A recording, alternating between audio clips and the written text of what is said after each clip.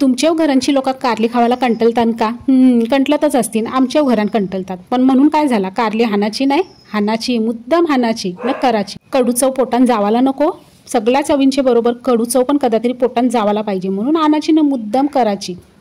आता तुम्ही काय करत असाल, करू नको लागाला म्हणून त्याला मीठ बीठ लावून त्याचा पाणी बिणी काढत असाल. पण मी नाही तसा करी हो. मी काय करतं, मीठ बीठ लावायचे भानगरीन पड नाही. मीठ लावला मग काय फायदा, त्याचा सगळा अर्क निघून जाते. त्यापेक्षा काय करायचा, ही अशी भाजाची, तव्यावर भाजा नाही तर करेलीन भाजा, तेल न टाकता भाजाची. चला, चालता बोलता कांदा कापून झाला ना, टांबाटाव कापून झाला. तेलावर आता काय करायचा, कांदा परतावाचा, थोडीशी आला लसूणची पेस्ट, टांबाटा न हलत टाकायची ना. तुम्हाला जर जास्त हाऊस असेल तर मिरची टाकायची ना, मसाला टाकायचा, तुमच्यावर आहे. सगळा टाकला. आता टाकायची भाजलेली कारली अर्धी मुर्दी तर शिजलेलीच हात भाजून, पण तरी थोडीशी फोडणीवर शिजवायची नाही, शिजवायची वाफेवर थोडीशी शिजवायची. खोबऱ्याचा कूट टाका नाही तर शेंगदाण्याचा कूट टाका. आज मिनी फॉर चेंज शेंगदाण्याचा कूट टाकलाय ना, जुरूसा गुलाचा खराव टाकलाय हो.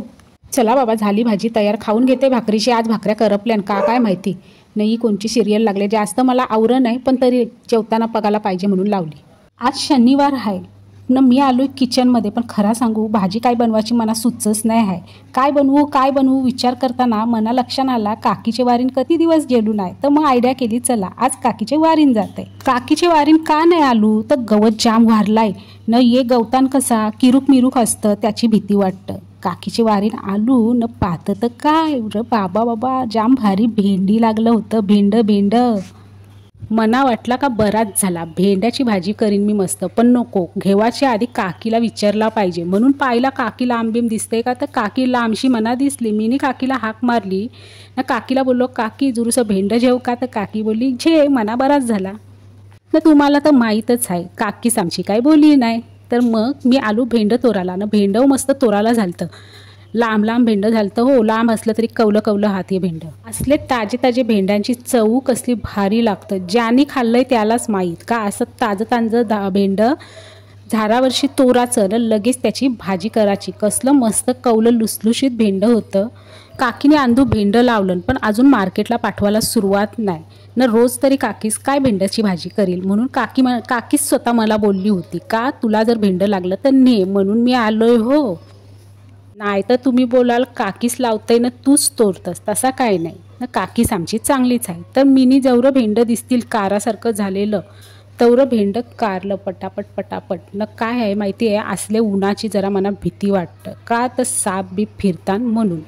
मग घाबरत का होईना मिनी बरंचसं भेंड तोरलं. बस झालं, भरपूर झालं, याची तर भरपूर भाजी होईल. चला बास झालं भेंड, जातंय आता घरा. एक तर ऊन झालाय ना, भीती वाटतंय ये पाल्या पाचोळ्याची. र बाबा या काय केलास तरी काय तुम्ही, सांगतय आज मना जरा आंबूट चिंबूट खावाची इच्छा झालती. लगेच असा नका करू, त्या तसला काय नाही, असा मला आंबूट चिंबूट खावाची जाम हाऊसच आहे. मग काय घातली चिंच भिजत न. चिंचेच्या प्रमाणात गुळ टाकला, तुम्हाला जितका टाकायचा तितका टाकायचा न. यो काला मीठ आणूनच ठेवायचा हो घरी, बरा पडतं पोटात गॅस बीस झाल्यावर. 5 रुपयाला मिळतं मारवाड्याकर. माझे सासूसला या मिठाचा वास नाही आवरं म्हणून काय झाला, मला आवडतं मी खाईन. सासूसला वर तुम्ही नको खाऊ. हां चला. बाजूला कांदा चिरून शिश ठेवला होता, तो कांदा यान टाकायचा. नावाला जुरूशी कोथिंबीर. तिखट खावाची जामूस हाऊस असेल तर जुरूसा मसाला टाकायचा न. करायचा आता मिक्स र बाबा. या तर मंचाव सूप वाटतंय. ही क्लिप मी निकाला टाकली, अवतार झालाय.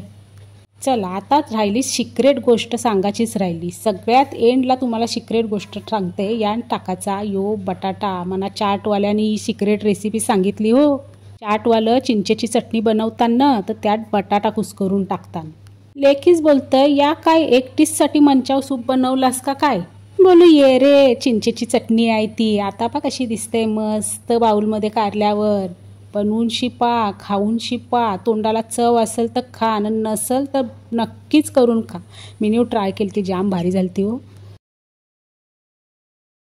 मक्याची भजी तुम्ही बनवतच असाल, पण खरं सांगू तुम्हाला कुठल्या ठिकाणची ही भजी जास्त आवडतं मला सांगा. मना सांगू, मना महाबलेश्वरची ही भजी जाम आवडते म्हणून आज बनवायला घेतली. पण ही भजी तलताना फुटण्याचे चान्सेस जाम असतात. कवा कुठला दाना फुटल सांगता येत नाही. म्हणून मीनी काय केला, मीनी चष्मा घातला. बरोबर का नाही. मग काय करशील, उगाच रिस्क नको नाही का. चला, गरमागरम भज्या तर मस्त तळून झाल्या. आता आपण गरमागरम टेस्ट करून बघू. फूक मारते. मस्तच झालीत. पण खरा सांगू, महाबळेश्वरचे सारखी अजिबात नाही झाली. हसो आता काय.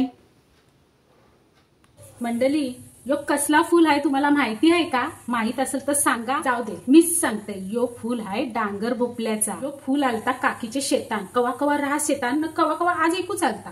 तर मना जाम आवरला. आज गेलतो तर बोललो काकीला घेऊन जाऊ. तर काकी बोलतात ये, मस्त आहे ना.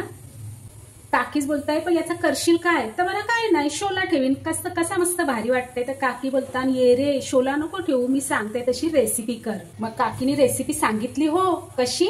चला बघू. एक ताटलीन जेवाचा बेसनचा पीठ. आता एकच फुल आहे म्हणून जुरुसात बेसनचा पीठ घेतला. रास असती तर रास घेतला असता. त्यान टाकला जुरुसा मीठ, जुरुशी हळद न जुरुसा मसाला. थोडीशी आलं लसूणची पेस्ट टाका. हो, आता टाकू थोडासा पाणी. न करू मिक्स मिक्स मिक्स.